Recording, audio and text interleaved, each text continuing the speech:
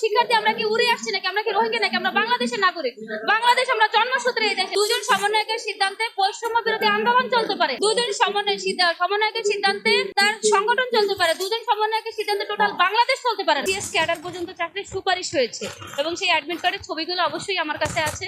আমি চাইলে আজকে সব মিডিয়াকে এগুলো দেখাতে পারবো যে তারা তাদের দলীয় ছেলে পেলেদের চাকরি দিয়েছে। ভারতীয়রা বাংলাদেশে চাকরি করে, যেখানে বাংলাদেশের 26 লক্ষ সার্টিফিকেট নিয়ে কাঁদতেছে যে আমাদের এই সার্টিফিকেটের মূল্য কত। উচ্চ শিক্ষা গ্রহণ করে বেকার বসে আছে, সেখানে 12 লক্ষ ভারতীয় বাংলাদেশে চাকরি করে। এটা কি বাংলাদেশের জন্য আশীর্বাদ না অভিশাপ? এখন তাদের আরো কাজ হচ্ছে তারা প্রক্সি, জালিয়াতি, বিবাদ, ঘুষ বাণিজ্য করে চাকরি নেয়। আপনারা দেখেছেন আবিদ কাকু 350 জন দিয়েছে এবং তিনি বলেছে প্রায় 2500-এর মতো সরকারি চাকরি তিনি একা দিয়েছে। এখন আবিদ কাকু যদি 2500 সরকারি চাকরি দিয়ে থাকে, তাহলে এরকম আরো আবিদ কাকুরা বাংলাদেশে আছে যারা কয়েক লক্ষ কোটি জনগণকে চাকরি দিচ্ছে। এখন এই যে প্রক্সি, জালিয়াতি, দুর্নীতি করে চাকরি দিচ্ছে, এই কারণে বিগত সরকার দাবিটা বাস্তবায়ন করে না। বর্তমানে যারা উপদেষ্টা আছে, সমন্বয়ক আছে, তারা হয়তো আমাদের এই দাবিটা বাস্তবায়ন করে দিতে দুই একজনের যে কুটকাছালির কারণে দাবিটা বাস্তবায়ন আছে না। আমরা আমাদের উপদেষ্টার সিদ্ধান্তকে সম্মত জানাচ্ছি। দুইজনে একজন কি সিদ্ধান্ত দিল এটার উপরে রাষ্ট্র নির্ভর করে চলতে পারবে না। সেটাই আমি আপনাকে বলছি যে দুইজনে একজনের সিদ্ধান্তে রাষ্ট্র চলবে না। এই বাংলাদেশে 18 কোটি জনগণ,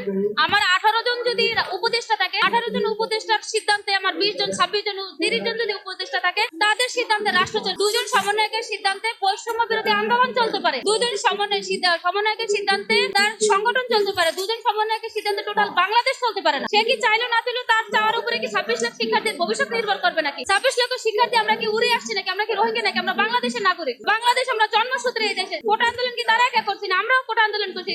10টা বাড়ি পিঠের উপরে আমাদের আছে, আমরা মেয়ে মানুষ, আমরা রাজপথে দেখেছি। আমাদের প্রোফাইল গুলো চেক করে দেখতে পারেন যে যখন কোটা আন্দোলনে মানুষ খুলতে সাহস করে তখন থেকে আমরা রাজপথে থাকছি, আমরা বাইরে গেছি। আমাদের প্রত্যেকটা ছেলে মেয়ে রাজপথে ছিল। আমাদের লক্ষ্য একটাই ছিল যে ফ্যাসিস্ট সরকারের পতন করে আমরা বর্তমান সরকারের কাছে, সেটার জন্য আমরা রাজপথে আসছি। আর আমাদেরকে এখান থেকে তারাই কি করা হবে? আমাদেরকে 35 যদি দাবি বাস্তবায়ন করে না দেয়, তাহলে আমরা বলবো আমাদের বুকে গুলি চালাক, আর না হয় আমাদেরকে 26 লক্ষ শিক্ষা থেকে মুক্তি দেয়। এবং 162টা দেশে 35 লাখ আছে যেখানে শিক্ষিত বেকারের সংখ্যা শূন্য। আমাদের শিক্ষিত বেকারের সংখ্যা কেন আজকে দ্বিতীয় অবস্থানে আমাদের রয়েছে? শুধুমাত্র এই সমস্ত ভুলভাল সিদ্ধান্ত কারণে। আমরা এই সমস্ত ভুলভাল সিদ্ধান্ত পরিত্রাণ চাই। আমরা অতি শীঘ্রই 35 দাবি বাস্তবায়ন এবং 26 লক্ষ শিক্ষার্থীর মুক্তি চাই।